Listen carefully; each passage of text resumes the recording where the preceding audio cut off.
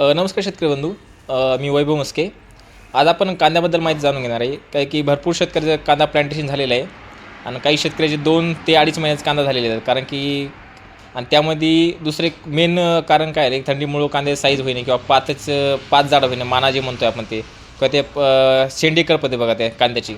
मग त्यासाठी तुम्हाला जसं आता 2.5 महिने झाले म्हणजे तुम्हाला साईजसाठी प्रयत्न करावे लागतील तुम्हाला.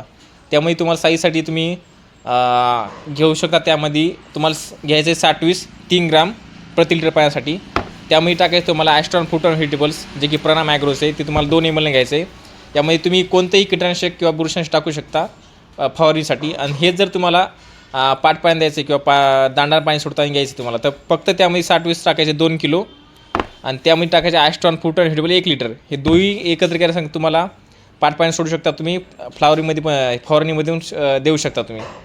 या अशाच प्रकारे ज्या शेतकऱ्याला कांदा 2 महिन्याचा 2.5 महिने झाले त्याला कंटिन्यू तुम्ही वापरा. दोन वेळेस 15-15 दिवसात गॅपनं तुम्हाला जसा पाहिजे तसा त्या पद्धतीने कांदा तयार करून भेटेल साईजसाठी. आणि अशाच नवीन माहितीसाठी श्रीगोंदा यांच्या चॅनलला सबस्क्राईब करा. धन्यवाद.